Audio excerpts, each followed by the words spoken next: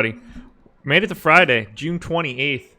14 game slate today. No Yankees, no Red Sox. They are on their way to England, I believe. Just a classic place to go play baseball. 14 games, as I mentioned. Yesterday was the weird, bigger early slate, smaller main slate. I've got lineup study pulled up. We could take a look at some of the contests. Anything interesting coming out of Thursday for you? No, not really. Had a couple of both slates were interesting for me, like sweat wise, but nothing that ended up, making it to the top for me. So a good day, but overall just frustrating. Yeah, I ended up sitting out the entire slate. Wife was coming home a little later from some travel. We had a couple house showings, so I had to be in and out. So it was just easier to get away. So I'm refreshed and ready to tackle what has been my best day of the week for DFS results. Got something I want to point out then too. Go. What were you saying? I said not me. Okay. Like I'm excited for it, but the 14, 15 gamers definitely have not been my friends so far this season. Maybe we should combine our efforts. I'll cover you for the 14, 15s. You cover me for the small slates. Yeah. So the 50K slap hitter on DraftKings last night, $66 to get in, 26 max entries. Friend of the program, G Funk Era, at the top in first here. Took it down, but we have a couple extra details onto how he did it, and it's something that you and I talked about in DMs a while back and then mentioned on a show. He had a lineup that started with 12.4% owned Miguel Rojas getting up into like the around 20 points. And in that particular lineup, it might have been another lineup as well, it was set up to be a separate stack. And he went back in and made changes and went a little bit more chalky for the rest of the lineup since he had already picked up a big outing from the Marlins. And those changes to that lineup ended up making the tournament. Cool. Yeah, definitely something that I still haven't found like an optimal process for, but I do at the very least think it's important, like when I'm paying attention to my lineups throughout the night, I'll go in and, okay, like I don't need, like yesterday there was an example, I had a really good lineup with Justin Upton and I had the money for Shohei Ohtani. So it was like, okay, well, I don't need Justin Upton in this lineup over Ohtani. Right. So stuff like that. I had one with like Robbie Grossman over Chris Davis. So I switched it to Davis. So I think at the very least, and it takes 2 seconds to do if you're just doing it from your phone or whatever. You can do it while you're watching TV. You can do it at the bar. Just make sure that like there's no really obvious stuff to swap to. Exactly. I thought it was interesting that he did it. I'm pumped that it worked out. Even got there on the Young Beatty combo, which was Beatty was not exactly lethal last night. It wasn't bad. 9.8. I mean, Strasburg scored like 14. Yeah, sure. And he beat Bueller, so ridiculous night. Massive scores from some of these Dodgers guys: 39 to Muncy, 21 for Bellinger, 19 for Verdugo. But he booked those Rojas points. I talked to him a little bit about it earlier today. But that is what we talked about in practice. In the relay throw, the standard $15 150 max. Only 2 lineups crested 200. Not familiar with the guy at the top, but 5-man Dodger stack 1, 2, 3, 4, 5 got it done. Young and Beatty combo again was the nuts there. Lots of Young Canning at the top as the best combination of pitching, but Young Beatty got it done. That's a function of Miguel Rojas, like entirely. Yep, 100%. Yeah, Rojas in 1, 2, 3, 4, 5, 6. He's in the top 6 lineups in this contest on DK, and most of the top 30. If Rojas has like a normal, and by normal I mean 14 to 16 points or something, then I think you see a lot less Canning at the top, and you see more of that Beatty Young combination. Yeah, I agree. Everything at the top is Beatty, Young, and Canning. There's not another name from those 3 in the first 22 lineups. Yeah, there was a Bueller up there for a while, and then he had that second implosion, and that disappeared. There was a Tanner Anderson up there for a little bit, and then he got lit up. I'm scrolling down. I can't find anything else. No one snuck in like a really nut lineup with a bad pitcher. There we go. Anderson, Canning. Wow, Anderson finished negative 7.4. Whew. That was a third of my lineups. That's not good, man. This isn't golf. You don't need negatives. That lineup finished 81st. So simply just pivoting to... Okay, if you pivot to BD here, that's a 17.2 point swing, which would take him to one... God, I can't do math right now. 96.9, which would have been fourth. Cost him $5,000. Yikes. They got top heavy payouts. Gotta love it. Gotta love it. 50, 20, 10, 5. Fifth place gets you 3. They got a good one today. They do have a really good one today. I didn't get in it, but because I don't know how interested I'm going to be by the time I get to lock, but I thought about it. All right, time to get into the plugs. MLB Strategy is the promo code, 50% off your first month with us. Any monthly package you choose, including packages with Fantasy Cruncher. So if you want to check us out, that's the way to do it. That's the promo code, MLB Strategy. Now, if you want to sign up for Yahoo, since today is Friday, drop in the link into chat right now to Emacs Yahoo specific strategy article. Fridays are Yahoo days for us. Jake and I will be coming up at 1 o'clock Eastern time doing a Yahoo specific strategy show for about an hour. Build out a GPP lineup, build out a cash lineup. So come check that out. Click the link to Emacs article that I just dropped into chat. There will be a link to sign up at Yahoo. You can sign up using the promo code AWESEMO and get up to $30 in Yahoo Sports Rewards points. That is 10 individual entries into the $3 no management fee, which was getting a lot of people when I woke up at like 6:30. I'd love to see where it's at right now. I assume that there's not a lot of spots remaining. Oh, they bumped it up. Okay, so there's 2,000 available today. You still got like 675 spots to get into, so you want to try to do that by noon. So if you're looking to try Yahoo for the first time, use the link that I posted into the YouTube chat and go check out Yahoo. It's the best contest going right now. 14 games, no weather. That's exciting. Nothing too crazy besides cores, and even that's whatever. I mean, everybody literally knows to play the Dodgers today. So you ready to get started? Yeah, let's go. Starting with your boys.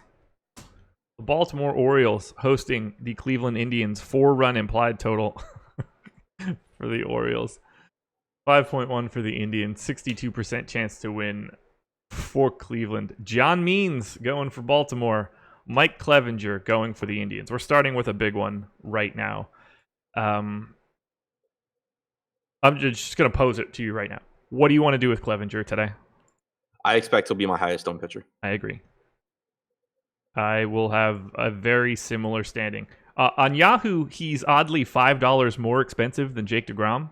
Not entirely sure how they landed on that. Yeah.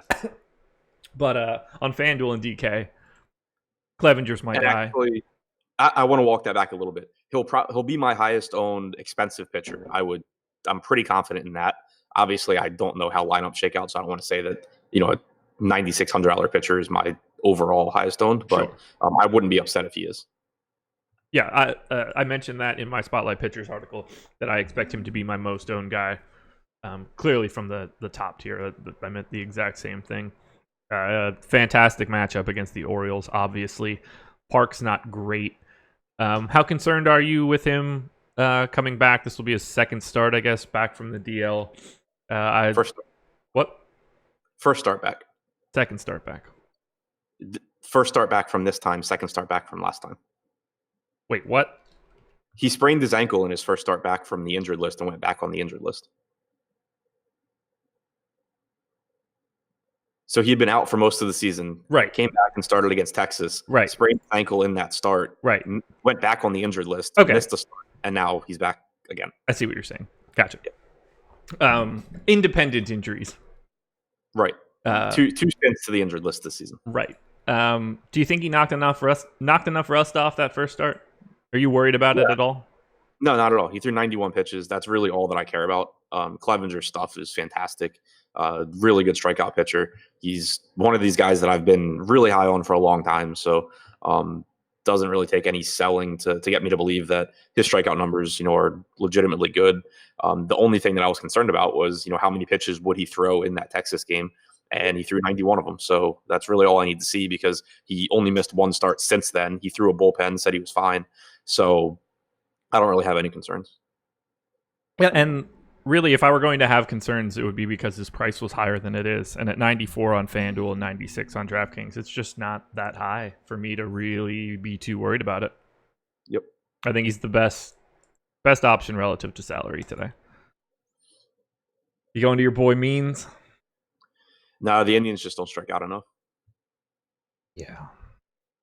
I think we all know that I'm not going to John Means here, but he's been good from like a real life perspective. Yeah. That's all I can say. Yeah, I mean, his price tag's come up a bit, but the thing that really stands out is just that the Indians' strikeout percentage, their average roster since the start of last season has struck out the lowest at 17.6%, 106 WRC plus. So I think that at the very least, Means isn't going to be as good at preventing runs as he has been this year. I think that I've said that I think that maybe going forward he improves his strikeout numbers because he has the stuff to do it. It's just a matter of figuring it out, kind of. Yeah. But at the very least, he's not going to keep stranding every base runner that gets on. So his results aren't going to be as good as they have been this year. Even if we do think that he's a pretty decent pitcher, which I do. But the thing that really stands out is just the lack of strikeouts here. You're paying a mid-range price tag on a slate with 28 pitchers for a guy facing a team that just does not strike out. Yeah, it's just not a high upside spot. Let's touch on bats. Am I crazy, or are the Indians really in a really good spot here offensively? You're crazy. Okay. I mean, not really. You're like somewhere between right and crazy. All right, what do you like from the Indians? I mean, I have respect for Means, but it is a good park. You do obviously always have upside from a team facing the Orioles, because if the starter doesn't get off to a good start, then you just get a bunch of terrible arms behind them. They are expensive, though. I mean, Francisco Lindor, I think, is fine at $5K. I doubt that I would get to a lot of $5,200 Santana at first base. I doubt that I'd get to a lot of $4,800 Mercado. Jose Ramirez's price tag is fine. But, yeah, I don't know. It's like, where do you really go that you like the price tag? Because $3,800 Bobby Bradley instead of Santana feels pretty good. Yeah, but Bobby Bradley strikes out like 82% of the time, and it's a lefty-lefty matchup. Sure. I mean, he has power. Yeah. Means to struck out like 30+% of lefties, though. Oh God, I'm gonna end up with Indians here. But I mean, like that's kind of my thing, because like Luplo's expensive. Luplo's fine. He's a fine play, but $4,700 outfielder on DraftKings for Jordan Luplow. I think we'll probably find some other outfielders that we like a little bit more. Jason Kipnis, lefty-lefty. Bobby Bradley, lefty-lefty. Tyler Naquin, lefty-lefty. Roberto Perez is hitting for a surprising amount of power this year, but he's not really that cheap either, and he's batting toward the bottom of the order. Lindor and Ramirez are kind of the only two that stand out to me. Oh man, we don't have ownership yet, or at least I don't think that we do. I'm really curious to see if I'm going to end up on an island here. Indians, one of 6 teams north of 5 runs for an implied total. I just want to take advantage of this park. Let's call John Means a league average pitcher, somewhere in that neighborhood. I feel like getting that in Baltimore with this 5-run total is appealing, especially when I can base a lot of my stack on, a $5K Lindor I think is fine, a $4,200 Jose Ramirez I think is fine. And at that point, I've already knocked off 2 spots in, generally speaking, harder spots to fill. I think I'm going to get here a lot. Maybe. Yeah, I mean, the counter argument to that is, there's a lot of really good hitters parks on this slate too. Yeah. And, the Indians, I think, are expensive for their talent level. They have good hitters. There are not a lot of great hitters in this lineup, and you're paying up. But I mean, on this slate, you have Camden, you have Detroit, you have Milwaukee, you have Cincy, you have Coors, you have the White Sox at home, you have the Angels at home. There's a lot of favorable home run parks on this slate. That's true. Favorite bat in this game, since I assume you have very little interest in the Orioles. Yeah, same here. Lindor. Okay. Yeah, I don't think it's particularly close. Yeah, I guess I'm going to have this a lot more than you. Go Indians tonight. I'll end up right here. John Mean sucks. Blue Jays and Orioles. Blue Jays 4.8 run implied total. Royals 4.6. 52% chance to win for Toronto. Sean Reed Foley for the Jays. Danny Duffy for the Royals. I could see getting a couple shares of Danny Duffy. He's $32 on Yahoo. $7,200 on DraftKings. Some swing and miss in the Blue Jays lineup. There's basically no way I'm going to anything else here. Sean Reed Foley, 8,300 on DraftKings, not very appealing. If he could go deeper into the game, $28 on Yahoo might be kind of interesting, but I think ultimately I'm probably just avoiding pitching. Do you have interest in either guy? Yeah, I mean, 20 on Yahoo I think is fine, but certainly not paying 8,300 for Sean Reed Foley on DraftKings. No. I'm with you with Duffy. It's not a spot that I love. There is a lot of, or at least a decent right-handed power in the Toronto lineup, and on top of that, it's very affordable with Guerrero, Grichuk, and Teoscar Hernandez all at appealing price points. So I think that more often than not, I'd be going to those guys over Duffy. The swing and miss stuff has been up and down for him all season long, which is kind of what we've seen year over year, like or year after year. Like he'll look like he's starting to figure it out, and then he'll stop. So pretty inconsistent overall this year. He's only struck out 17.8% of righties. He's allowed a 213 expected ISO and a 361 expected WOBA to righties. The numbers certainly aren't very appealing there. The only thing that's appealing is that it's a reasonable price tag. I think we're on the same page here. Bats in this game, Jays, meh. Royals, meh. There are individual bats I like here. I don't get the sense that I'll be stacking it up too much. So guys like Guerrero and Grichuk, the same thing that we say pretty regularly. They're just way too cheap, particularly on DraftKings. Both $12 on Yahoo. I think that's fine. Do you anticipate full stacking here? Royals are kind of cheap, actually. Yeah, Royals are kind of cheap, and it's just tough because they still don't have Mondesi. Mm-hmm. It's a right-handed heavy lineup, and since the start of 2017, or since the start of last year, Reed Foley has struck out 34.5% of righties. Not a huge sample size, but the numbers so far have been pretty favorable against righties and pretty bad against lefties. So I think it would be a bit different if you had like Mondesi and maybe if like Duda gets in the lineup. But I think I'm a little bit more interested in Toronto than you are. Okay. Just because, I do really like the price tags on Guerrero, Grichuk, and Hernandez, but Gurriel's overpriced. I think that's the spot you can pay up to be contrarian as part of a full stack. He's been hitting really, really well. Probably not worth a $5,200 price tag, but certainly a perfectly fine spot or part of a stack. And then you can get a cheap bat, down towards the bottom, whether it's Danny Jansen, a catcher, Brandon Drury, who's 2,700 on DraftKings. You can go lefty with, a Tellez or a Biggio.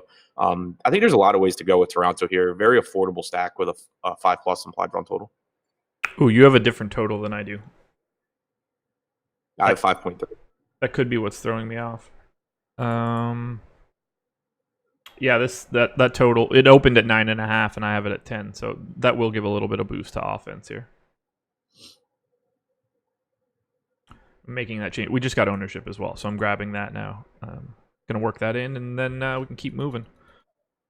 Want to get an idea of where the Indians are, so I could either take a victory lap or ignore it.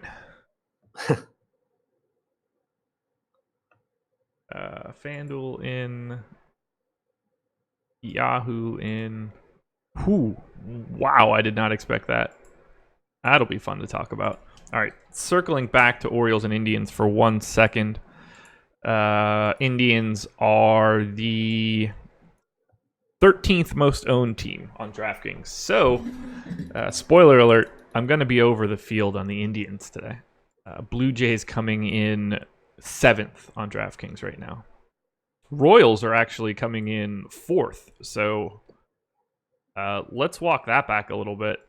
Let's talk about why we're seeing the Royals be so owned. Probably because Nick Lopez is $3,000 and hitting second. Yeah. So that's like a piece that just kind of starts you off and probably drags up other ownership.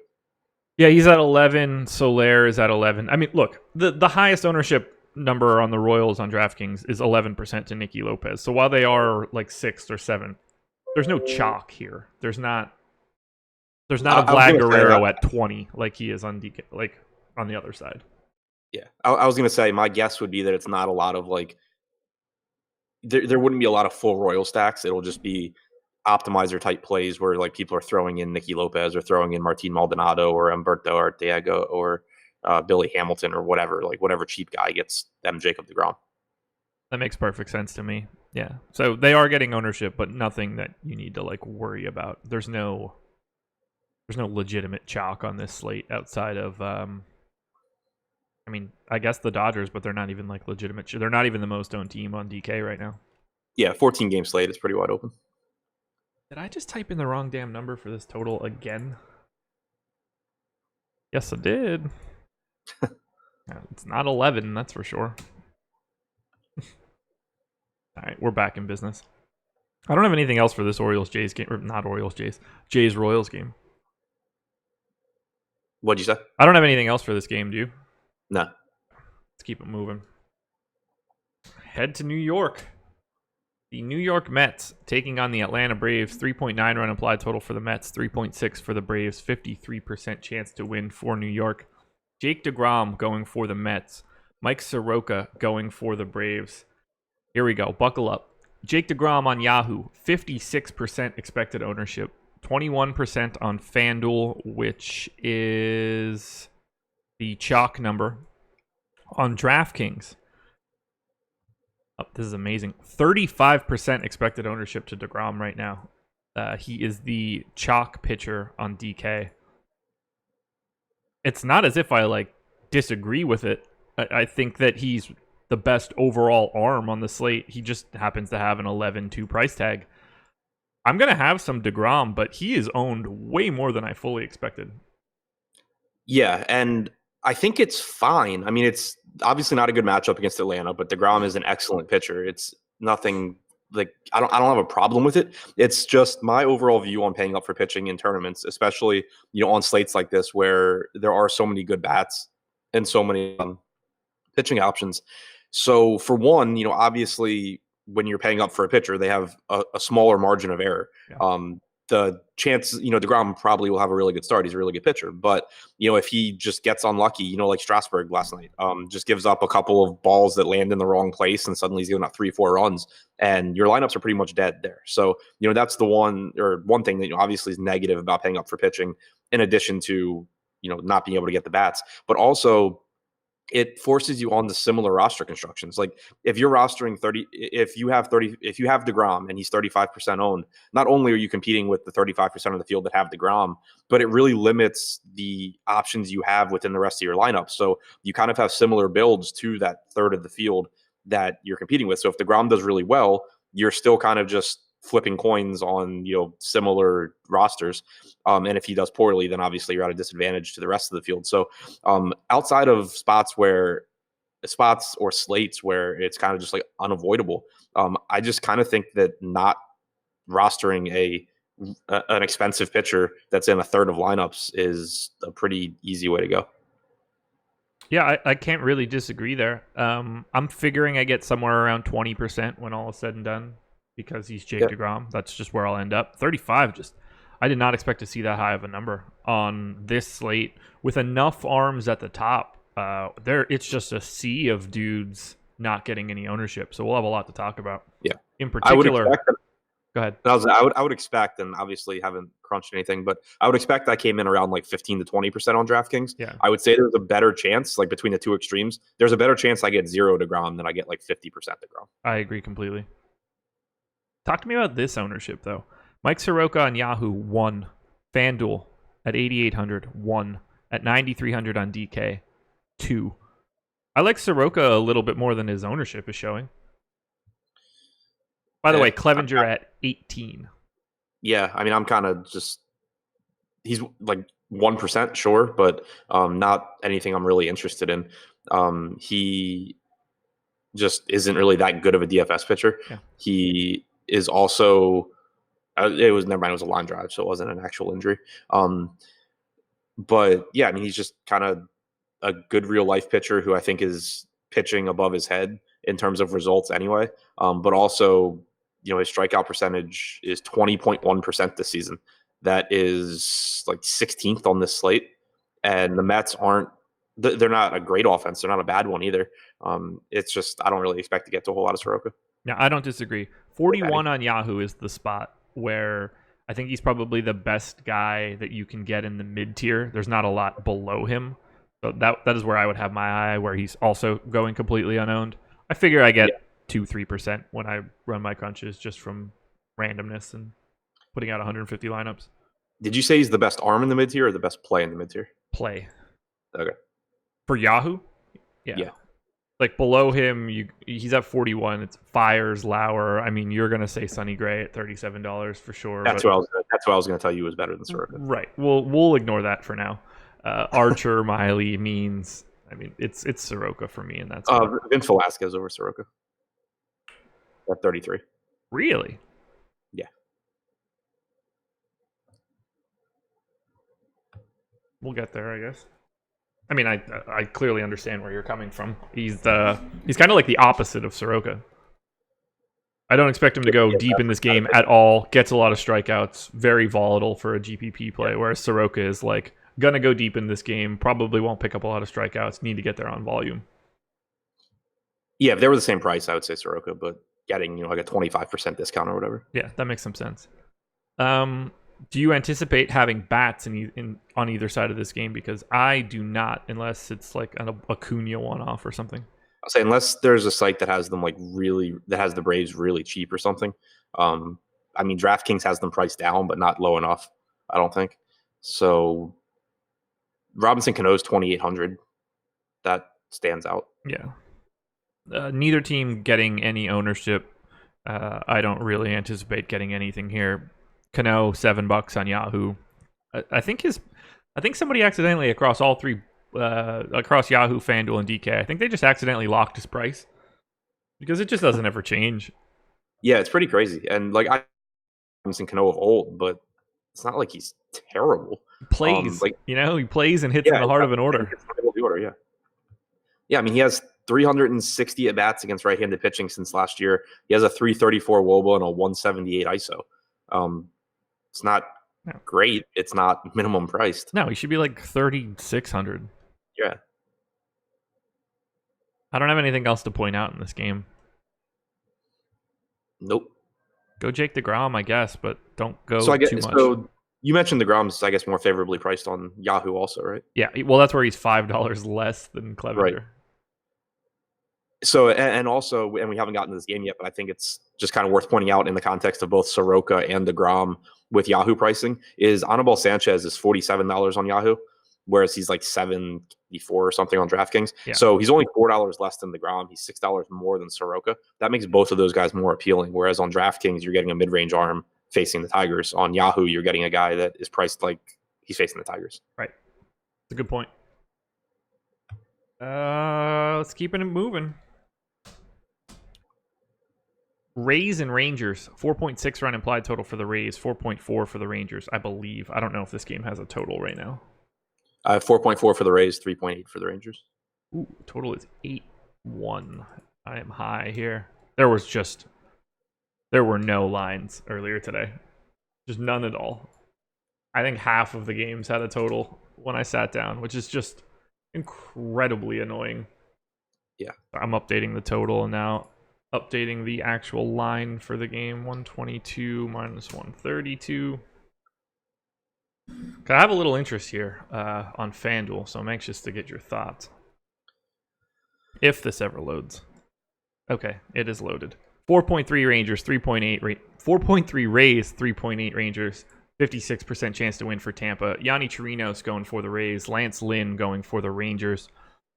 Okay, he's getting some ownership. 5% expected ownership on Yahoo for Chirinos, 13 on FanDuel, 4 on DK.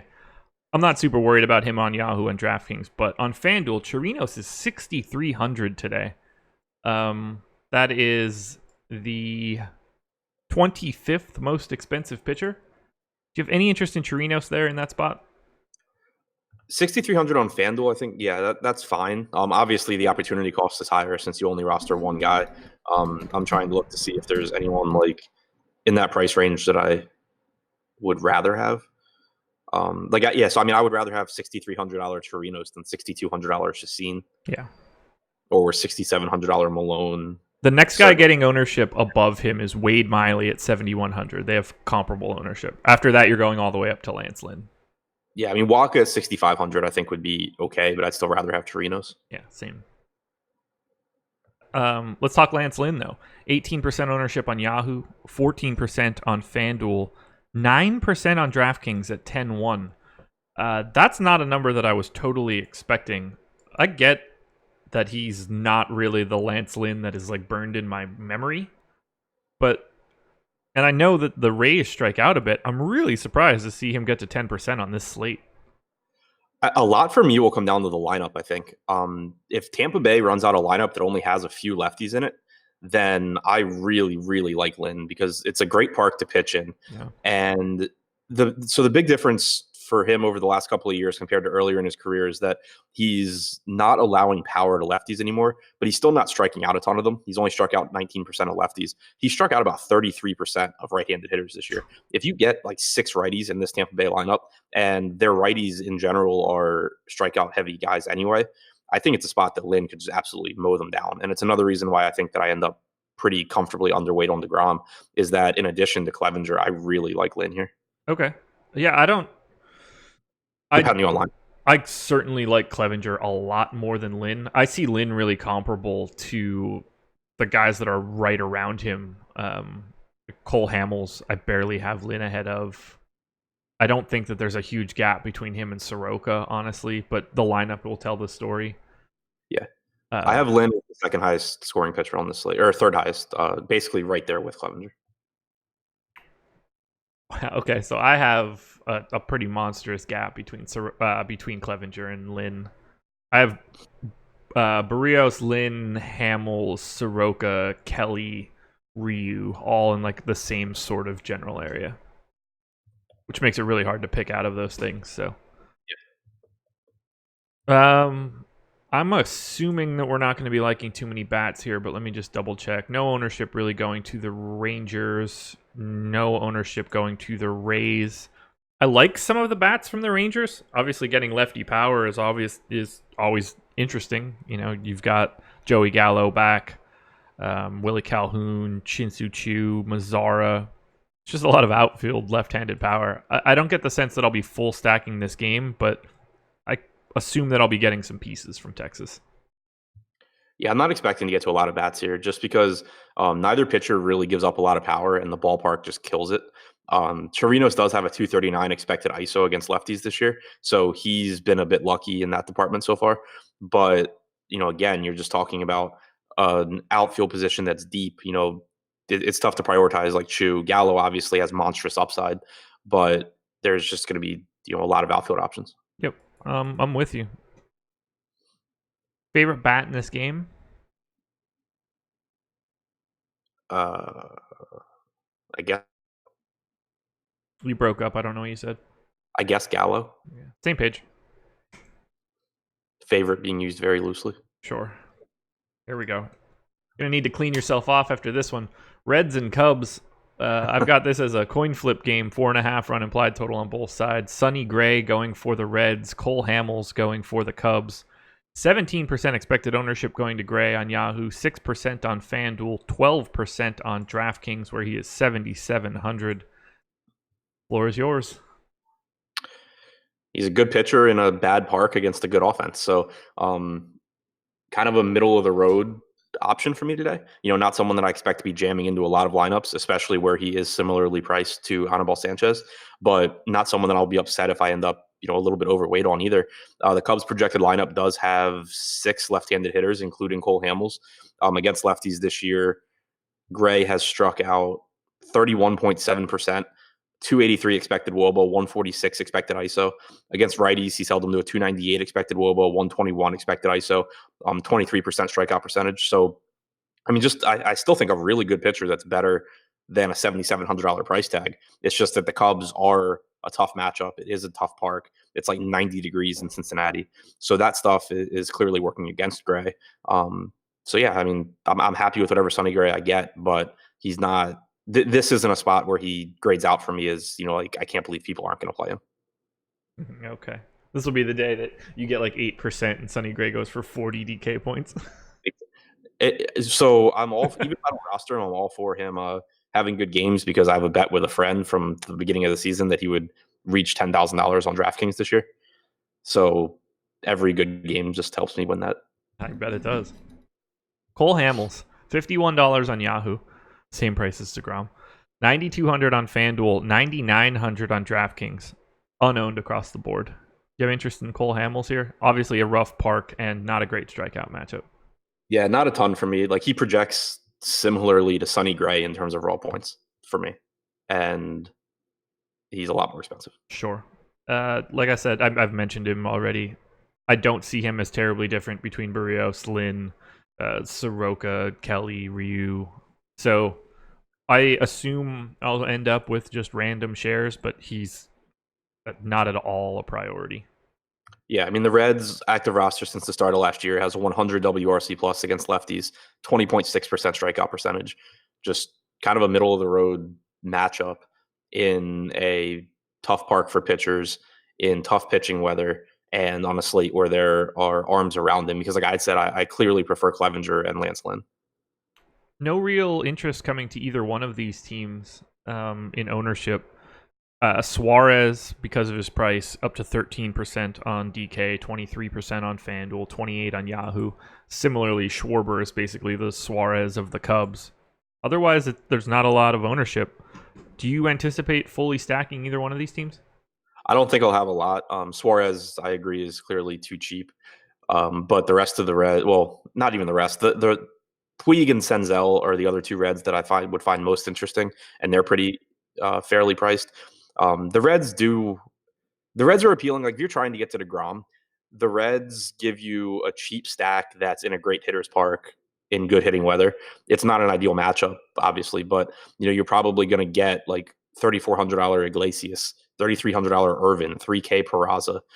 You can get a high upside stack there and get good pitching. So in that regard, I think the Reds are appealing. From the Cubs, not as favorably priced. I think that Schwarber still is at a reasonable price tag leading off at 4,100, but 3K on FanDuel. Yeah, so FanDuel just messed that one up. But obviously a tough matchup against Gray. Neither team is a priority for me, but I just don't want to overlook that it is 90 degrees and in Cincinnati. I'm surprised the total's not higher, but I guess that's probably just a testament to Sonny Gray and Cole Hamels being quality arms. Yeah, exactly. I mean, both Sonny Gray versus Cole Hamels in a game with a 9 implied run total is actually a pretty high total. Right. Yeah, if this were two different pitchers right now, this could be 10.5. Right. And a very different game. Favorite bat in the game? I'm guessing. Suarez. Yeah, okay. I don't disagree. Schwarber's close, but third base over outfield. Not facing Sonny Gray over facing Sonny Gray. Not really something that's slowing me down. All right, let's keep it moving. The Marlins we go. Marlins 3.7 run implied total. Phillies 4.3. 56% chance to win for the Phils. Alicia Hernandez, who I feel like pitches every day now, going for the Marlins. Vince Velasquez going for the Phils. Hernandez, 14% ownership on Yahoo, 2 on FanDuel, 16% on DraftKings. How you feeling about Alicia here against the Phillies? I'm sure I'll roster him again. I've rostered him pretty much every time he's pitched. Yeah. His price tag's not moving. He's 65 on DraftKings, pitching in Miami. The Phillies, not the best matchup, but not a terrible matchup either. Middle of the road strikeout percentage, middle of the road offense. Huge park downgrade for Philadelphia. But really, it's just, Hernandez's strikeout potential. He, came up to the majors too early last season, but this year at AAA, monster strikeout percentage. And then so far in the majors, has struck out 28.4% of hitters. He's walked 4.5%. So, he's been really good in that regard. It's just giving you a ton of upside in a good pitcher's park at a really, really cheap price tag. I'll probably end up with him as well. I see a lot of guys in that range as really comparable. I don't have, and ownership is shaking out the same way. Very similar numbers going to Hernandez, Sean Anderson, Eric Lauer, Michael Wacha, Chacin. And it makes sense. It's just the ballpark really helps here. Here's the interesting piece, and you mentioned him before. Vince Velasquez ownership. Yahoo FanDuel DK 101. How do you feel? So I don't know how deep he goes. I mean, he threw 57 pitches against Miami, went 5 innings in his last start. That was actually, I mean, it was pretty much in line with what I was expecting. He had been pitching out of the bullpen, but throwing 57 there, I mean, I would guess he can get to like 70, 75 here, potentially. I gave him 4 2/3. Yeah, I think somewhere around 5 innings is reasonable. It's not like my favorite play because he's not really cheap, and I don't think he can go, really far into this game. But at no ownership facing the Marlins in Miami with the kind of strikeout stuff that Velasquez has, he certainly at least has the potential. Jesse Chavez obviously was unlikely outcome, but 79 pitches, had that monster game against the Tigers. Velasquez has that has the stuff to be able to at least do that. Like, it's in the range of outcomes for Velasquez. So he's kind of interesting to me if he's not going to get any ownership.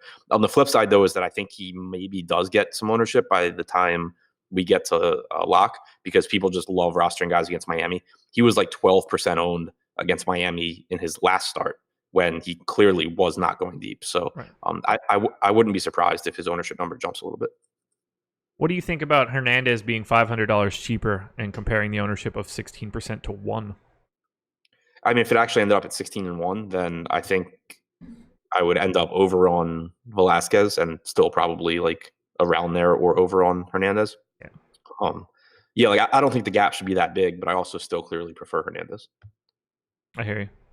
And in case anyone is like fact checking it, I mentioned Hernandez's strikeout percentage in the majors at 28.4%. That's in his 3 starts, so it doesn't include his time out of the bullpen. Nor should it.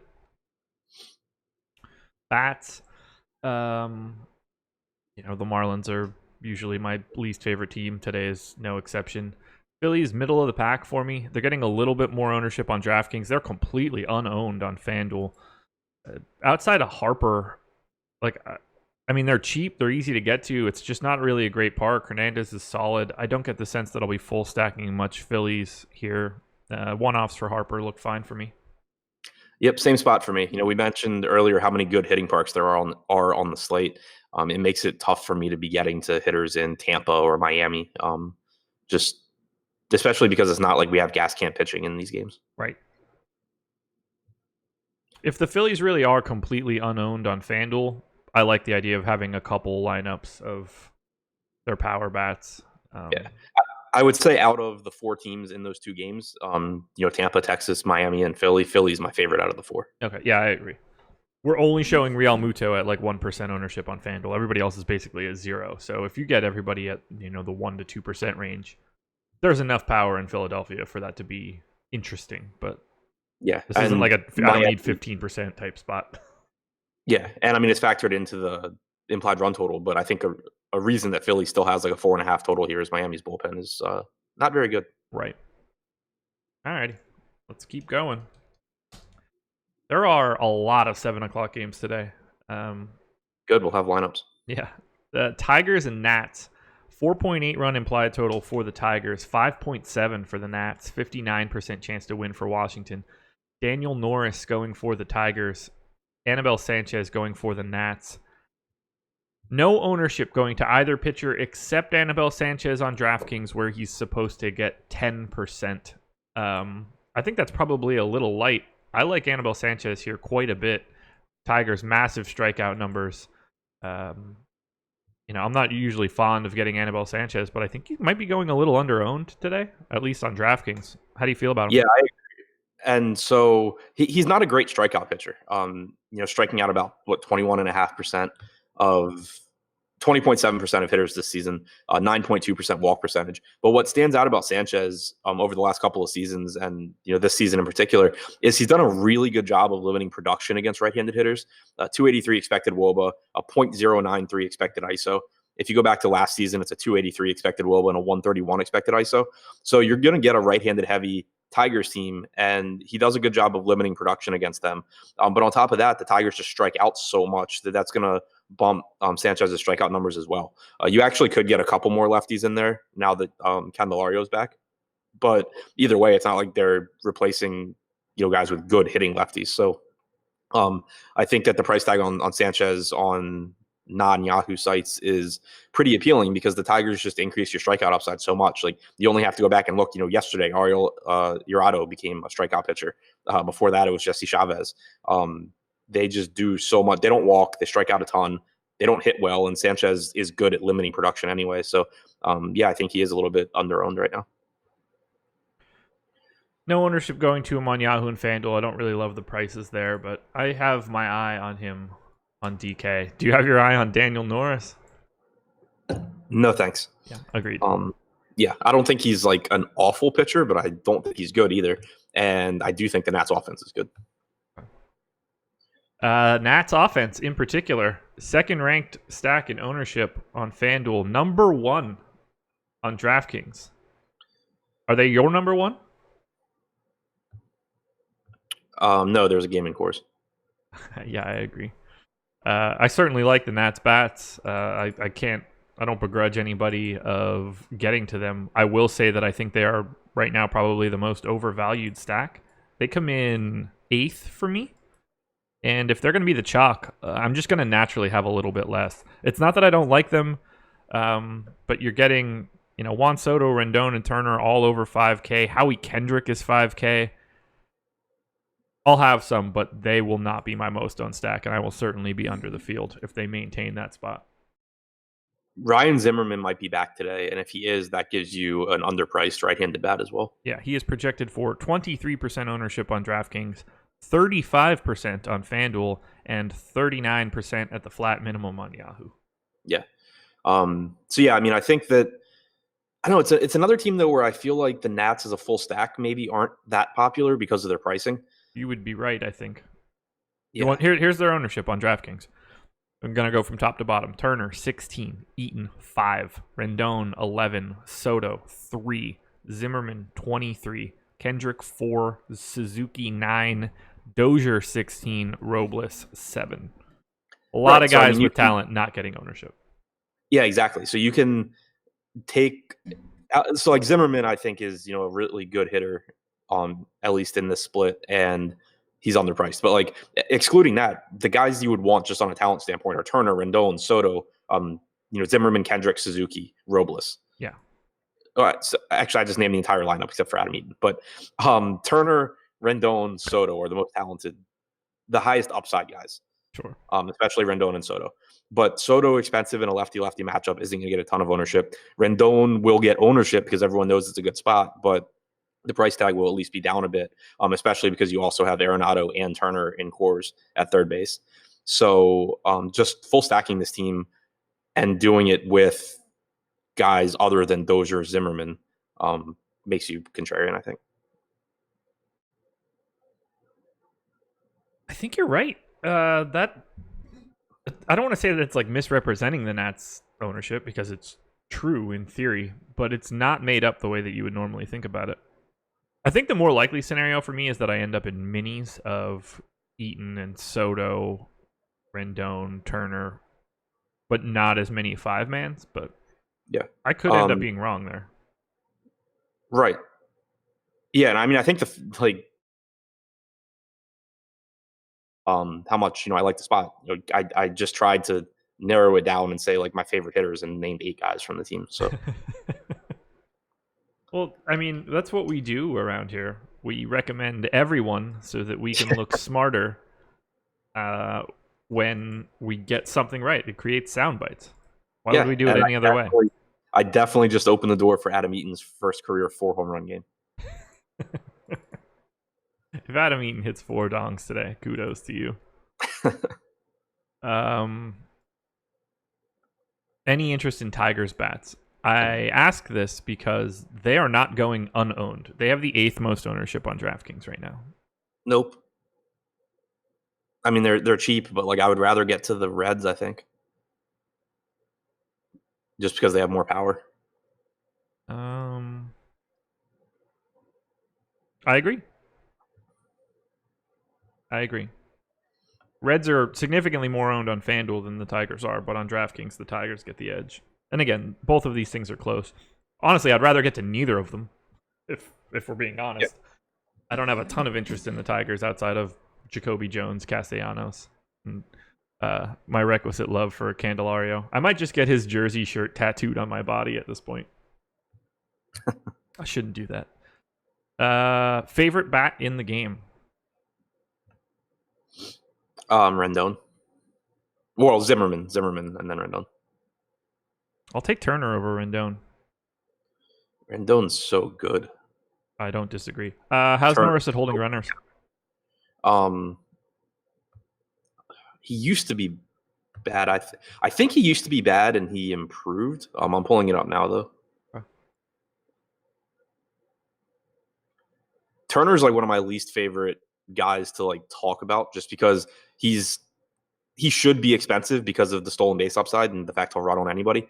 But like, he's just a league average hitter who, if he happens to get on base, is going to get you an extra like 5 to 10 points. Cool. That makes sense. The leadoff spot is just so massive for me. Yeah, and the position's nice too. Certainly doesn't hurt to be a shortstop. Yeah. Norris he's allowed 8 stolen bases already this year. Get on base, Trey Turner. Get on base. Yeah. He's allowed 8 in 80 innings this year. He allowed 3 in 44 last year. In 2017, he allowed 15 in 101. Kurt Suzuki's not a great catcher, right? Well, he's on the opposite side anyway. Oh, God, why am I looking at it like that? It's Bobby Wilson, and I certainly don't have a clue if he's any good. Yeah, I have absolutely no idea. Projected with a weighted runs created plus from Steamer of 59. Those are not the type of guys that I have like a Rolodex of defensive stats for. Yeah. All right, let's keep it going unless you have anything else here. Nope. All righty, taking the jump all the way to the 8 o'clock games, which means it's the perfect time to get you guys to hit the like button. Easy. Subscribe to the channel. Easy. Hit the notification bell so you know when we go live. 1 p.m. Eastern time, myself and Jake will be on talking Yahoo strategy specifically. Deeper dive today. Adam and I are running it back. 4:45 start, going through these 14 games again. We'll have a lot of lineups at that point. We can really make some definitive decisions. Laffy, once again, going to be on Sirius Radio doing the Osmo Radio Show live from FSGA. And then live before lock, 6 to 7, Jake Hari, Chris Spags, taking you all the way up to 7:05. Moving on. If I'm lucky, I get to move on. There we go.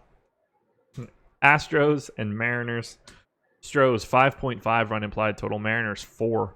The 64% chance to win for Houston. Is that a real line? I feel like it's made up. Yeah, there is not an actual total on this game, so I took a stab at 9.5. Felt pretty safe.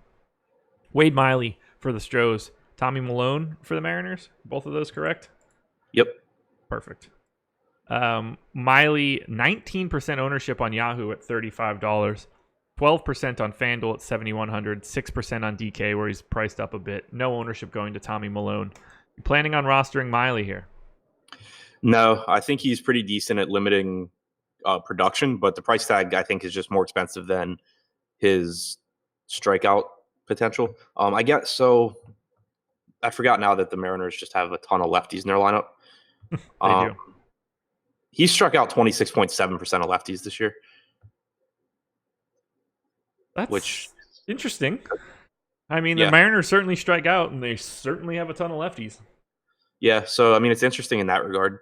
I don't dislike Miley. I guess it's just that the price tag I think is still a bit higher than it should be. Yeah, I think that's why you're seeing him get a little bit more ownership at $3,500 or $35 on Yahoo. That's a nice price tag. And $7,100 on FanDuel. Also nice. He's got 12% ownership right now. He's one of 5 pitchers in double digits, but tough sell for me. Yeah. I'm not on American Bats. Okay. The public is not as well, completely unowned, and I don't really see anything I would want to go to.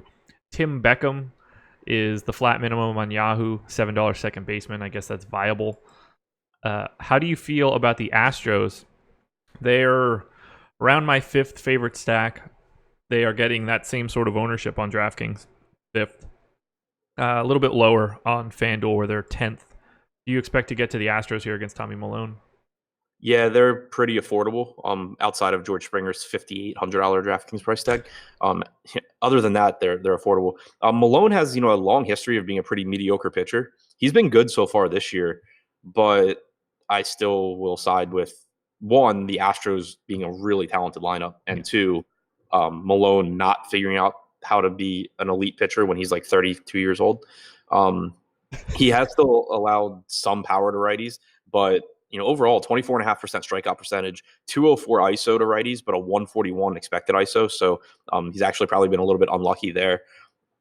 I'm trying to get his batted ball data because he throws his changeup 45% of the time to right-handed hitters.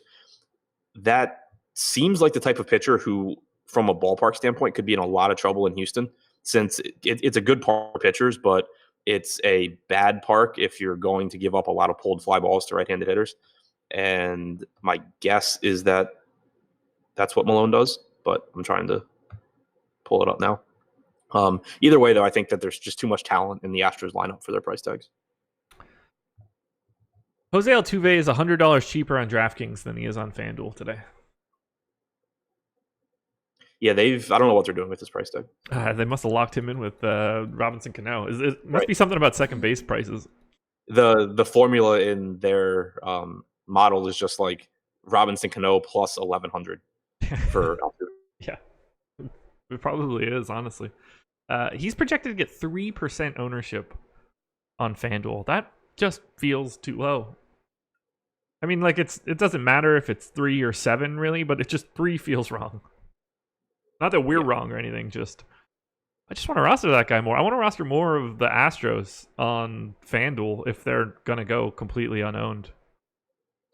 So here are those batted ball numbers on Tommy Malone. For his career, he has a 39.4% fly ball percentage compared to 38% ground ball percentage. This year, it's 43.9% fly balls, and his infield fly ball percentage has stayed the same as his career. So it's just more fly balls. 32.7% ground ball percentage, 49.5% pull percentage, overall. So giving up a ton of pulled fly balls in general. And that is trouble when you're talking about having a 300 of wall like 300 feet away in left field for all these right-handed bats on the Astros. Who's your favorite bat in this game? Altuve at the price point, but Alex Bregman overall. Yeah, I'll go with Bregman as well. Actually, I guess including the price point, I would say Bregman. Like, he's priced right between Springer and Altuve. He's a better hitter than Altuve, so I think he's worth it. Like, my 3 favorite hitters, I guess, would be Springer, Altuve, Bregman. Springer's the only one that's overpriced. I'm going to end up with more Astros than I think the public does. Yeah, I think so. FanDuel. Anything else here? Yeah, I think it would be a really interesting spot, or if you're someone that likes to dig into stuff more, I think this would be a really interesting one to pull up on Baseball Savant and just do the pitch type overlays on Houston's ballpark, because I think there's a really good chance that a lot of batted balls that Tommy Malone's allowed to righties that have been outs just end up being home runs in Houston. It's true.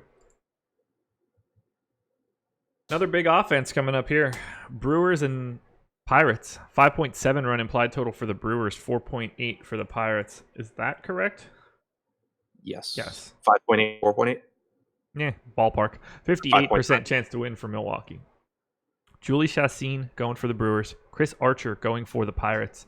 Chassin, 13% ownership on Yahoo, 21 on DraftKings at 5K. So let's just start there. How do you feel about 21% ownership going to Chassin in this spot? Not a chance in hell. I completely agree. Like, I understand why it's projected that high. I don't think it'll get that high, but he's a fine point per dollar play because of how cheap he is. But there is zero upside here. I know he's going to throw a complete game shutout now, but the Pirates don't strike out a lot. The Pirates have a left-handed heavy lineup. Chassin has struck out 10% of left-handed hitters this year. Facing a team that does not strike out and is left-handed, 10.9%, a 386 expected WOBA to lefties, a 163 expected ISO. But facing lefties in Miller Park that do not strike out with a pitcher that does not get strikeouts and for his entire career has not been good against lefties, he might project for 12 points or whatever and give you a good point per dollar value, but his ceiling is probably like 14 and his floor is negative 12. Yeah. I get why it's happening. I might remove him straight from my player pool. I don't want him to come up. I don't want to like run a crunch, find out that I get 20% and really have to have like a gut check in my mind. I think like I'll get him in Cruncher because that's exactly why his ownership will be higher than it should, is that optimizers are going to just throw him in. But I'll lose him, I really, really hope, once I start sorting lineups. Yeah, absolutely. I would assume that the Pirates will just climb from a leverage perspective because they are projected to go unowned.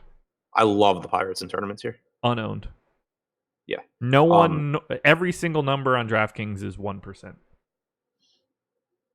Yeah, and it's a huge, huge, huge park upgrade for their left-handed power. Yeah. The only like negative here is that it's only 75 degrees in Milwaukee, whereas it's 90 in Cincinnati, and it's warm pretty much everywhere, including Coors. But outside of that, it's a huge park upgrade. Josh Bell is ridiculously good. Corey Dickerson has power. Colin Moran has enough power. Brian Reynolds has some power. I certainly like being overweight on the Pirates and underweight on Ulysses Chastain. Yeah, they have one of the biggest gaps between where I rank the team and where they are ranked in ownership. I have the Pirates at like 16th. They're coming in at 27th. So just getting to like 6%, 5% of the Pirates, 6% of the Pirates, something reasonably low is still a perfect spot and getting you over 20% of the field if Chastain stays there. I hope that ownership holds for him. Because I don't really have much interest in the Pirates if Chastain is 2% owned, I still have interest because they're still a team that has left-handed power in Milwaukee against the pitch that doesn't get strikeouts.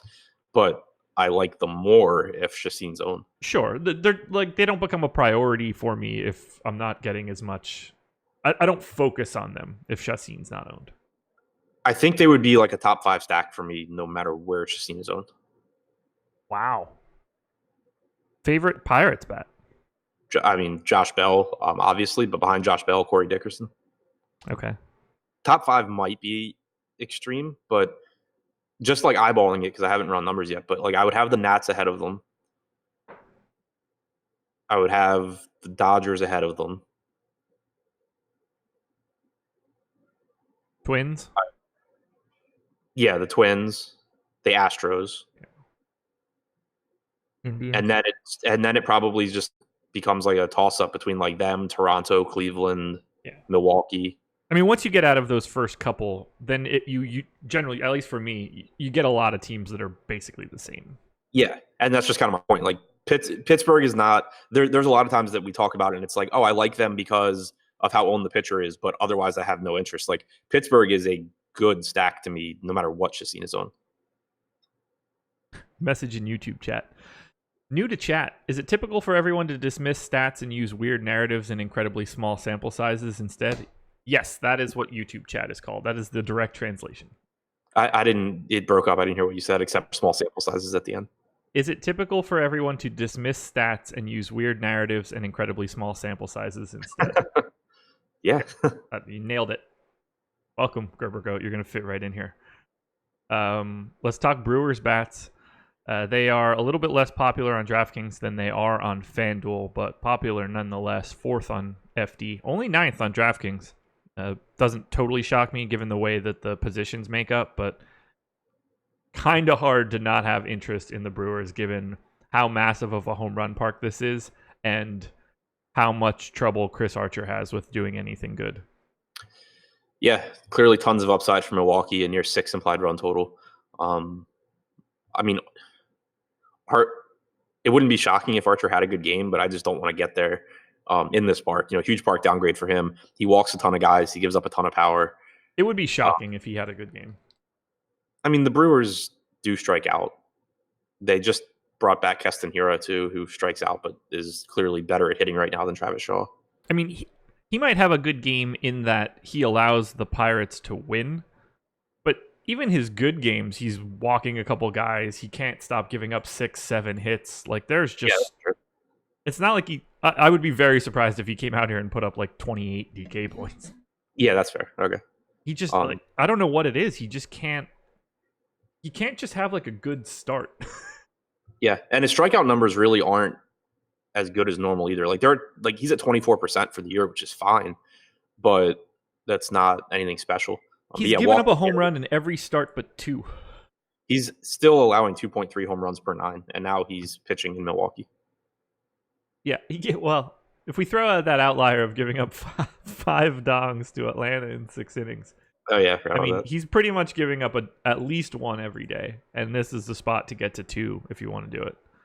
Yeah. Yeah, I would like to target here against Chris Archer.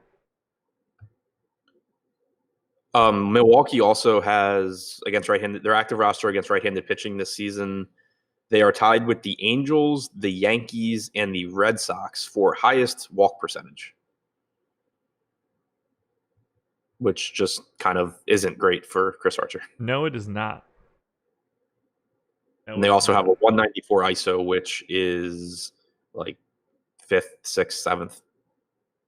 Nah, not that high, but they have a lot of power. This is a tough spot for Chris Archer. There's just too many. He's going to put too many guys on, and there are just way too many guys in this lineup that can punish a mistake. Basically, every one of them except for Locane and Arcia. Yep. And Locane's still good. He's just not like the kind of good that just puts pitches in the cheap seats. Yeah, and even Arcia has at least made some improvements this year. He's still not great, but he's not like the automatic out that he used to be. Yeah. Whew, okay. I like the Brew Crew here. Yeah, so I like them more and more the more we talked about it. Just the walk percentage makes a big difference for me because they do have a high strikeout percentage, but just the idea of them having a bunch of extra guys on base for when Archer does inevitably give up those home runs is pretty appealing. I'm excited for this one now. Go Brew Crew. Surprise, surprise. I like the Brewers. Orlando Arcia's WRC plus is 25 points higher this year than last year. What is it? 79. Okay.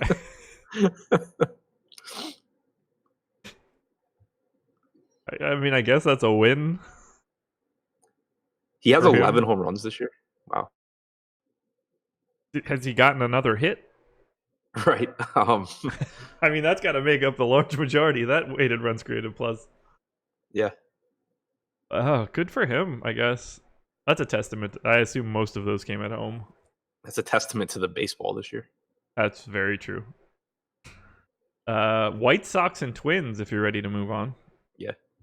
3.9 run implied total for the White Sox, 5.1 for the Twins.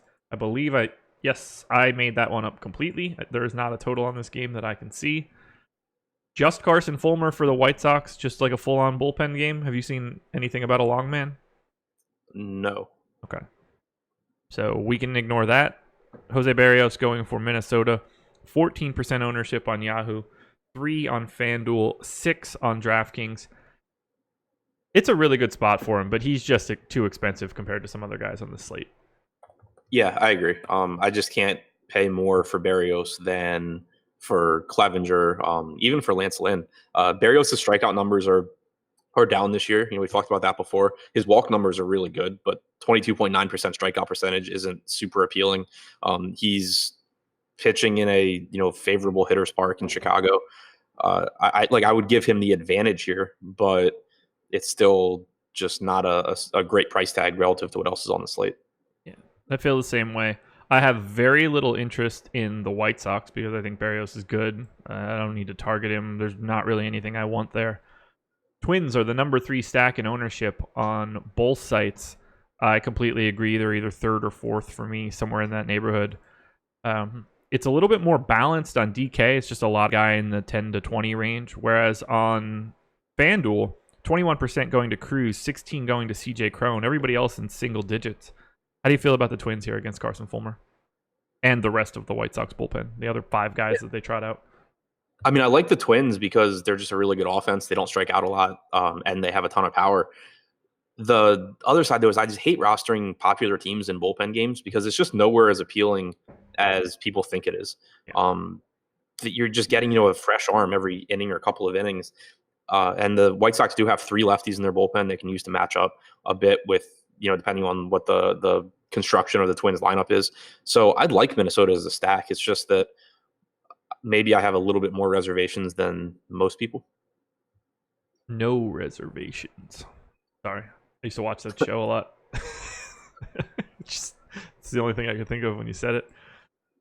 They're not like an easy team to get to. Kepler 5,100, Cruz 49, Rosario 49. That's 3 really expensive outfield bats right at the top. You're not getting a lot of savings out of Jorge Polanco or CJ Cron. But the power potential here in this park is tough to ignore. I don't get the sense that I'll have them as my number 3 stack, but I'm going to have a decent amount of volume going to Minnesota just because there's so much power in this lineup. Yeah.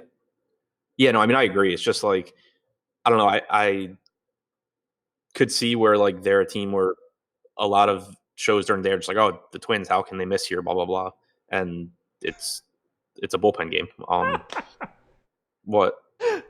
Sean V, Clevenger chalk day. I'll pass. Wrong park, wrong weather. Thanks for being here, man. Fantastic. Fantastic. Sorry, I didn't mean to do that, but yeah, that's just... If you're reading that in YouTube chat, go ahead and try to scrub that from your brain. See if you can find that Men in Black thing to delete it so you don't ever have to think about it. Unbelievable. Go ahead. Sorry. I was just looking at I was hoping maybe there was a chance that today was like the day the White Sox called up Dylan Cease, and that we just didn't find out until like 6 o'clock, like we did with the Cubs the other day. But he threw 25 pitches yesterday, so I don't think that's happening. No, I don't think so either. Favorite bat in this game? It's really hard to single out any one particular guy, but I guess Cruz. So that would have been my answer. I have him a hair ahead of Max Kepler, but we're projecting Cruz at 17% ownership and Kepler at 2%. And in that regard, it's Kepler. Yeah. Like, that's just... If those were the 2 last guys that I can put in and I had 5,100, I'm for sure going to Kepler in that spot. If you need like a random bat with power from this game at a cheap price tag, Jimenez is there. Not that it's a good matchup, but he's just got more power than probably any other $3,600 hitter. I'm cool with it. Everything looks good for the Twins, man. They're coming up very green/yellow on every colored column on my sheet. Josh for vice president. Who's the president in that scenario? I think that's pretty obvious here, Josh. You? Yes. Oh, okay. Yeah. Similar to the current structure in America. Sorry, guys. Sorry. Bringing up politics again. I know people are going to freak out and yell at me.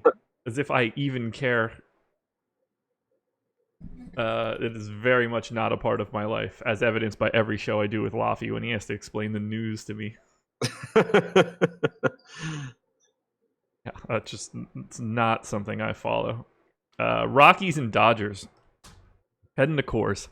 4.9 run implied total for the Rockies. 6.7 for the Dodgers. 66% chance to win for LA. Antonio Senzatella going for the Rockies. Hyun Ryu going for the Dodgers. Ryu, pretty much in the same spot for me as Walker Buehler was yesterday. Worked out really well. $50 on Yahoo, $8,500 on FanDuel, $8,900 on DraftKings. Completely unowned, 1% or 2% numbers. This is a spot, once again, where I will be having a pitcher in Coors. Yeah. I mean, I could see getting there. I don't think I'll have a lot. You're talking to me like you're Bill Lumberg in Office Space right now. Yeah. So why the lack of interest here? I mean, well, that's a stupid question. I know what the lack of interest He's is. pitching in Coors. That's right. The answer. You don't think that's offset by an $8,900 price tag or $8,500 on FanDuel? I think that makes it like the correct price tag. I still don't think he's underpriced. Yeah, I think he's dramatically underpriced. Like, I have him projecting basically the same as like Sonny Gray. Like in raw that's point. A terrible reference point right now, man. That does not help explain anything. Shouldn't you love him then? What do you have Sonny Gray at? 44 DK points? I haven't adjusted anything for Sonny Gray yet, so it's just like the baseline Sonny Gray stuff. Like, he's in raw points, he's similar to like Sonny Gray and Hamels. He's a really good pitcher. I think it's an okay matchup, but the park is still terrible. I just doubt that I get to a lot of him. Would you rather have Ryu or Degrom? Do you expect to have more Ryu or Degrom? Probably Degrom. Okay. I know you're going to say Lance Lynn, so I don't need to go there. Clevenger, I know you're going to say. At that point, you're just kind of pricing yourself out, so I get it. Yeah. Like, Ryu's 3 for me on the entire slate, behind Degrom and Clevenger, so. In raw points? Yes.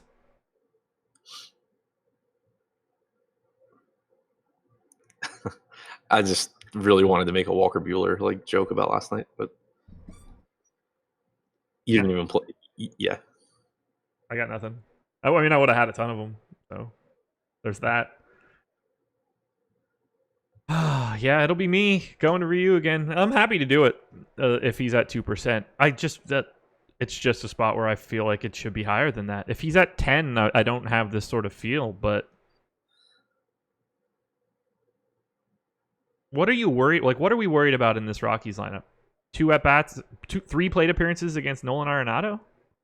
No, mostly I'm worried about it being 90 degrees and the outfield being 2 miles wide and him not being a strikeout pitcher. Oh, God. You're killing me with this. Like, all right, so he's a good pitcher. He's good at getting outs. He has struck out 24% of hitters this year.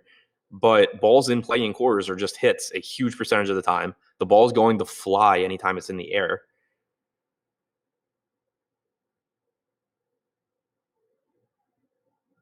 The lack of mistakes is what makes me really interested here. He just does not put people on unless they're hits.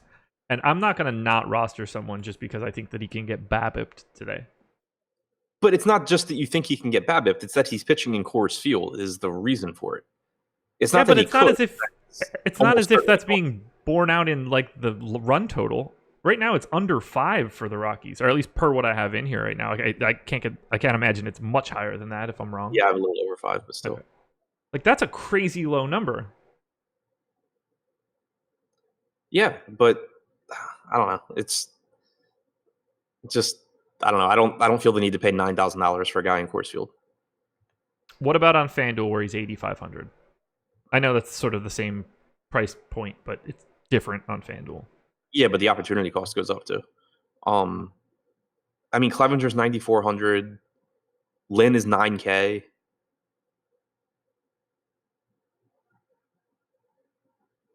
Yeah, I would just rather roster those guys. Okay. I think most of this is just coming down to our opinions on Ryu and Lynn in particular. Because we're both on the same page. Clevenger is just, it's not a comparison. Sure. But I don't have Lynn as high, and that makes Ryu look more viable for me. Whatever. I'll die on the Coors Island again.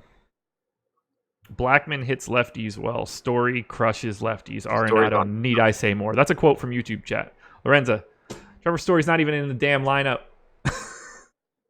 Yeah. You know what? Larry Walker was great. Andres Galarraga hits really well in Coors. Todd Helton might come back tonight. Who knows who's going to be in this lineup for the Rockies? Give it up, Josh. Guys, I'm just trying to tell you guys what I like, man. Isn't that the point of this show? If I'm not giving any opinions, we're just sitting here in silence. To be fair, I think the point of the show is more what I like, and then you're here is like background noise. Oh, man. I don't have anything to say here because that's probably true. It was just too easy of a spot for me not to take it. I'm trying to find, I don't know, my Fangraphs leaderboard's like messed up for some reason. Yeah, also, I just wanted the Rockies numbers. I know Blackman's good against lefties. Arenado clearly is a monster. Dahl, I think, has a high strikeout. Going from memory, Dahl has a high strikeout percentage, but hits them well. McMahon in a small sample has been fine. I can't figure out what is wrong with my leaderboard page. We're getting a lot of fun comments in YouTube chat. I forgot that we did forget to mention that Trevor Story is awful against lefties in Coors. So even if he was in the lineup, we would know that this would be an even better spot. Is that Sean V? Well, that's what he said, 2 weeks ago or whatever. I'm getting reminded of it now. And then Ted says, Lynn goes deep into games and strike guys out. Why hating on him, Josh? I'm not hating on him. I think that he's a really good pitcher. I just happen to like 2 or 3 guys more than him. Oh, man. This is you happen to be on FanGraphs? I mean, or yes. Like have FanGraphs leaderboards up? I can. I don't know. Like I can't figure out what I'm doing wrong, but I'm trying to get the Rockies since like over the last few years against lefties, and no matter what I sort, the only hitters I'm getting are like guys that don't matter, like pitchers. Okay, what are you trying to find again? Just like WRC plus and ISO against left-handed pitching for the hitters on the Rockies. Okay. So team stats, Rockies versus lefties. Like individually though. Yeah, I got you. Yeah. So name a player. Blackman. 119 in 133. 98. I could see him. Dahl is what? 98. I have 120. Oh, sorry. I didn't change the time span. I'll go back to 2018. I was looking at it like, dude, what are you looking at?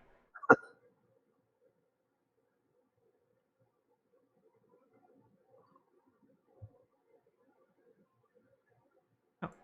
Wait, can you not do multiple splits? What do you mean? I can't do versus lefties and a particular date range. That's weird. But yeah, no, that's like the issue. I'm just trying to run it from like year one to year 2 with lefties and like minimum 40 plate appearances. And the only guys it's showing me are like Marquez, Tapia, Dahl. Okay, I've got it now here. Blackman 107. This is 2018 and 2019. Now this might still be wrong. Is that going to switch? Okay, there we go. Yeah, I say if we can't get in a second, it's not that important. I just Dahl at 98, Iannetta 81. That surprises me. Arenado 184, which is what you would expect. Story 150 versus lefties. I don't know how he's able to do that. Those are some crazy numbers away from course. Yeah. All those lefty at bats he's had in San Francisco and San Diego. German Marquez at 105. Yeah. But yeah, so I mean, overall, it's a good spot for you outside of he's pitching in course. How do you want to manage the chalk Dodgers today? I want them in my lineups. So do I. After all that, I finally got the leaderboard to work. Oh, nice. You should find out about how great Ryu's going to be here against the Rocks. Yeah. I mean, yeah, it's not even that I hate Ryu. It's just that I don't think I'll get there because, like you said, I'm priced out by Lynn. I mean, like having Lynn and Clevenger, but also having Sonny Gray project similarly. And their Anibal Sanchez. You guys don't give him any crap for liking Sonny Gray every week. I get flack for Ryu today. Amazing. Amazing. Yeah, it's hard to not love the Dodgers here. Cody Bellinger is 6K. That's a price tag, huh? Yeah. And he's projected for 23% ownership. Yeah, I mean, you can obviously stack the Dodgers and fade Bellinger. It's not going to feel good, but anytime you have a 6K hitter that's 20+% owned, I don't care how good he is or where he's hitting, because especially so it's an outfielder too. So you're comparing him to like a ton, 3 players from every team at least. Yeah, and he is $6,000. So even if he hits a home run, that doesn't make him like the best outfield option. It obviously doesn't hurt you if you have him, but for him to really be a guy that you have to have in your lineup at 6K, most likely he like homered twice and doubled or something. Yeah, I mean, the difference between Cody Bellinger and insert 5K outfielder here is, let's say, marginal for some of the guys that we like handpick out of it. I'm sure there are a bunch of like high-end bats. If he's the 3rd best hitter in baseball, we're going to find a couple that are like 10th, 11th, 12th, whatever. He's not going to beat them all that often in comparison. to be 23% owned. Like that's a real tough spot. How would you handle him in cash? Ooh, that's impossible, right? I mean, it's like Trout. Yeah, Normally, I find a way to get the Trout in cash. that's a good point. Different kind of players, though. Are they? The anatomy of their output is different. I'd feel more comfortable with a Trout play in cash at the same price than Cody Bellinger. Yeah, I mean, Trout's a better hitter than Bellinger still. Right. But like, it's not like Bellinger's a high strikeout guy or anything. That's true. Which is shocking to me. Yeah, you would expect him to K like Joey Gallo or something in that neighborhood. Like, just because of the power, but the power output, you would expect it to be high. But then if you've ever watched him swing, I don't know how he doesn't strike out. Exactly. I mean, that's been a huge jump for him this year too. Like, he was 24% last year. He's at 15% this year. That is just so low. He has a higher walk percentage than strikeout percentage this season. So good, man. So that's why he's 6K. Yeah.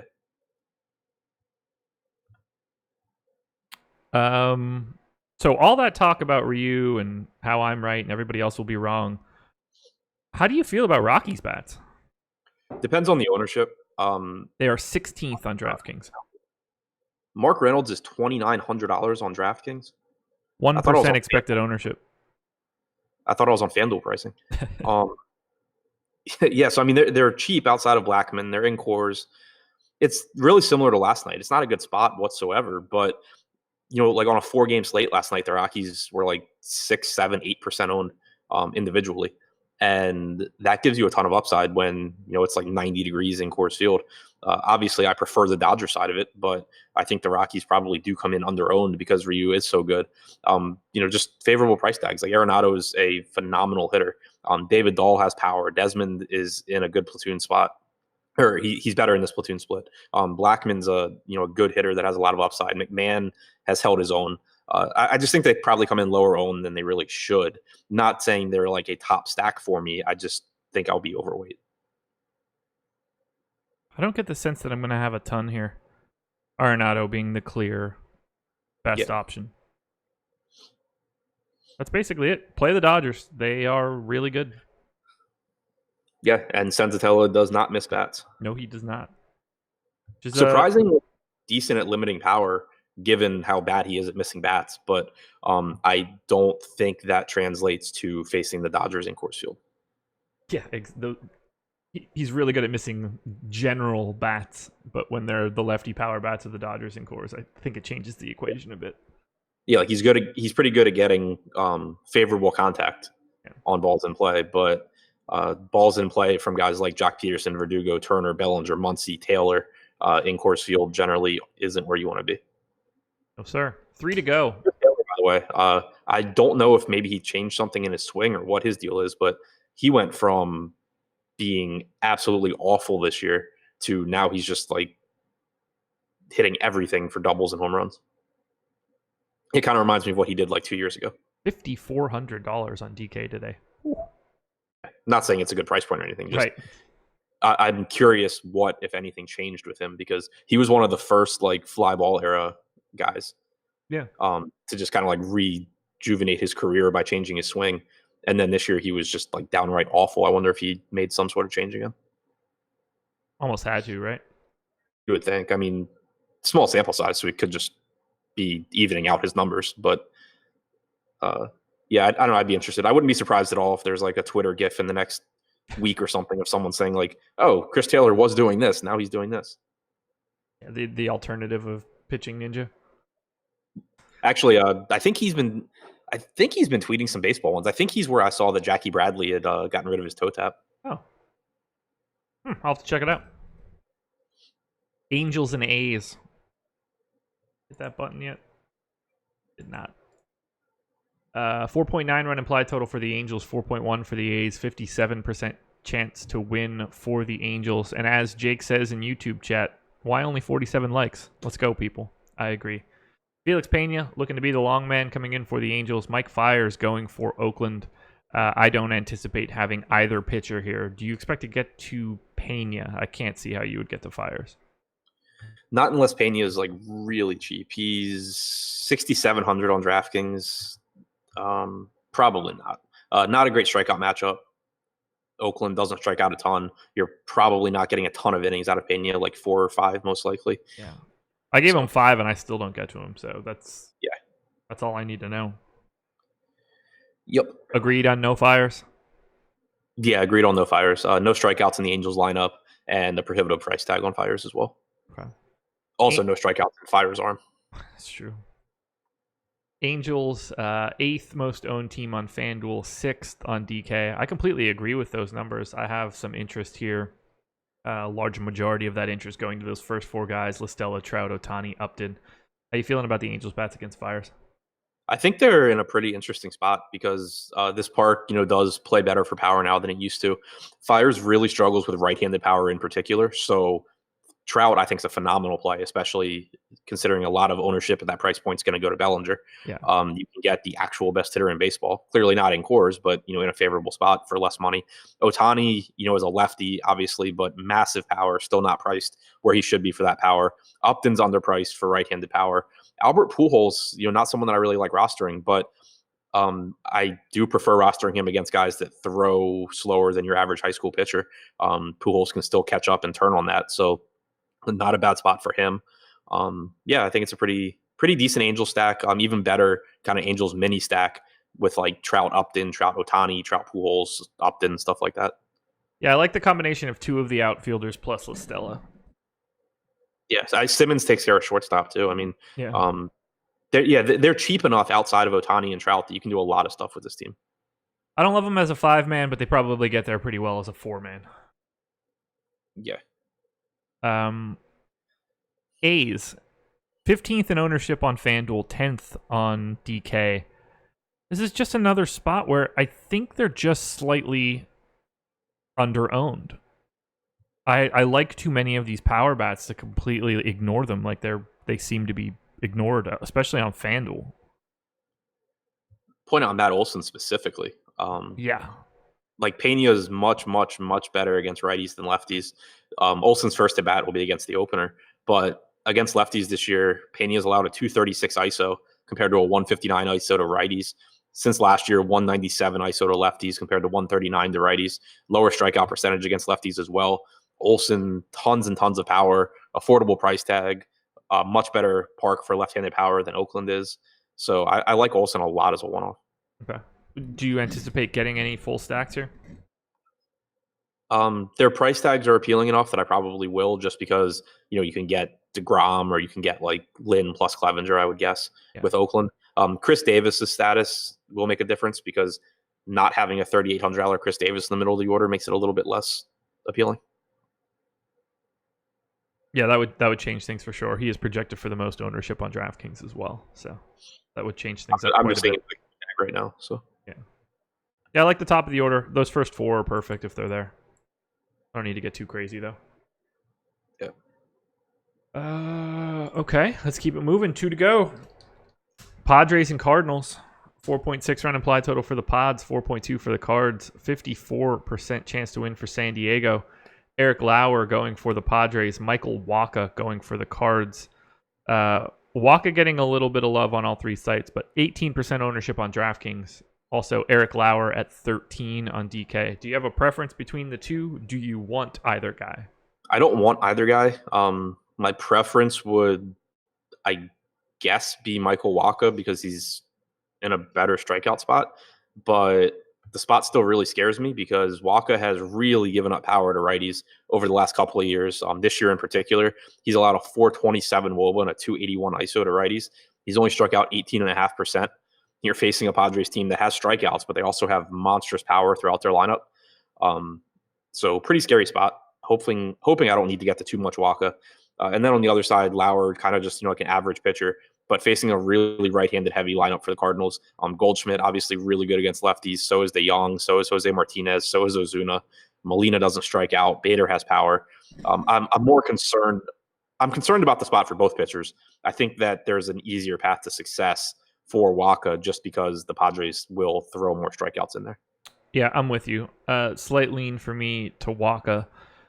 I kind of like the idea of a stack of the Cardinals here against some of the ownership on Lauer, especially at the top of the order. The Carpenter, Goldschmidt, DeYoung, Ozuna, Jose Martinez, I guess. Molina's fine.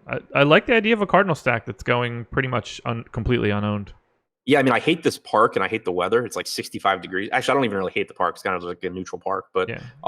Relative to a lot of the other parks on this slate, I hate it. But the weather is pretty concerning. You know, when you have a lot of 90-degree games in hitters' parks, going to 65 degrees in San Diego isn't great.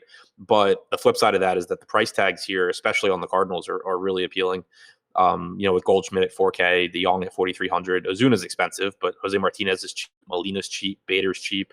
And then on the other side, Franmil Reyes' price tag stands out. He's 4,300 on DraftKings compared to like a $5,600 Tatis, a $5,200 Renfroe. It's 2,800 on FanDuel. Yeah, so really, really nice price tags there. I don't know why his price tag hasn't jumped. Like, I understand why Renfroe is so high and Machado is so high and everything. I just don't understand why Reyes hasn't joined them. I don't get it either. Will you be stacking up any Padres? I don't see me getting to much here. Strikes me much more as like a 2 or 3 man or one off than a full stack. Completely agree. Waka is bad though. Very true. Oh yeah. Like if this team were in St. Louis and it were, you know, like 85, 90 degrees, I would be really interested in the Padres. So would I. A lot of power there. Final game. You ready to close this out? Yep. Alrighty. And I'm done. Yeah, pretty much. And I did all the timestamps. Yay me. Giants and Diamondbacks, 3.7 run implied total for the Giants, 3.9 for the D-backs, 51% chance to win for Arizona. Sean Anderson going for the Giants, Merrill Kelly going for Arizona. No ownership going to Kelly. Anderson picking up 8% on DraftKings. I think that's fine. I'm happy to pay to 6,400 on Anderson in this park, in this spot. I don't have any real interest in Merrill Kelly. Do you have any interest in Sean Anderson? No. Outside of he's not worse than Michael Wacha, but I mean, like, it's a good park. It's just not a high strikeout pitcher. He's facing a Arizona team that's in the bottom third of the league in strikeout percentage against right-handed pitching. Like, I just don't really see how, like, when I sort my lineups, I'd be really surprised if I get more than a couple lineups that give me Sean Anderson over Eliezer Hernandez. Okay. I see them as basically the exact same person today. So what? How? I have Sean Anderson projected for more fantasy points than Eliezer Hernandez. You have Anderson for more points than Hernandez? 14 to 13.7. My baseline stuff has them closer than I expected, but I just, like, one of them doesn't strike guys out and is in a bad strikeout matchup. One of them strikes out a ton of guys and is in a slightly better strikeout matchup.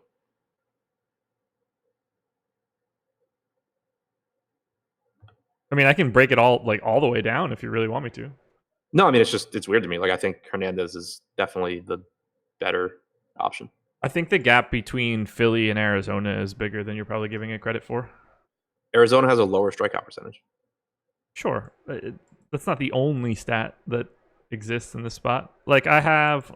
All right, let's check that, because this might get worse for me. I have Hernandez projected for 5.2 Ks, Sean Anderson for 4.6. That seems about right to me. Hernandez probably a little bit higher, but I guess that's fine. Yeah, I mean, it's not as if I had Anderson higher to start or something along those lines. Yeah. I think the lack of runs is valuable. The lack of like true scariness about pitching in San Francisco is incredibly helpful.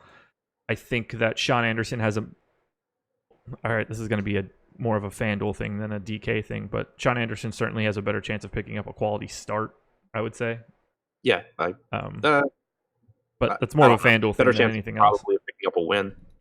Maybe. I don't know. I definitely have Anderson going deeper into the game. I have Hernandez at 5 innings. I have Anderson at 5.9. So that's a big part of the gap. If I pinch those guys together a little bit more, we probably see a little bit of a change. Yeah, I don't know. I just think Hernandez is just so much better than Anderson. as far as like a pitcher. Yeah, I mean, I don't totally disagree. I think San Francisco makes up for a lot of those mistakes. Yeah, but Hernandez is in Miami too. Yeah. And one of them is facing the Diamondbacks and the other one's facing the Phillies. Yeah. Look, ultimately, like, I don't really care about either one of the dudes. They're both guys that'll have like 10 to 15% of. You'll probably have like 600% of Hernandez. Yeah. That's generally how it goes. Yeah. What do you think? Like 20, 30% of Sonny Gray plus Hernandez? You mean like 20 to 30% of my lineups having both of them? Yeah. I'd be surprised if I had that much Sonny. Okay. Just checking. I would not be surprised at any amount of Hernandez. Okay. Unless it was a low number. I would be surprised if I got to 16, like the public. My like just total from eyeballing it, my guess is for like a starting number would be like 30% of Hernandez.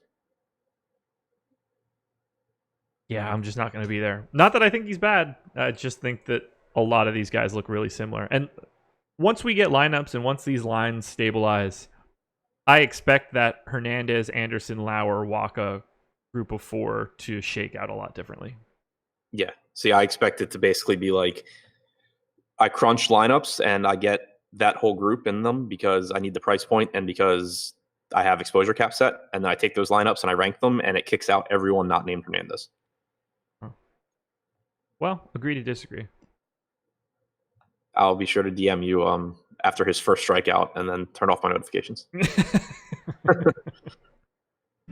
I'd love to bet on it, but you'd be like, all right, let's put like 10 grand on it. And I'd be like, let's put like $6 on it. It would be much more fun if I could just like buy you lunch. Well, it would be much more fun if you could just buy me lunch. But right. I'm gonna go out on a limb and say that we aren't stacking either side of this game. No.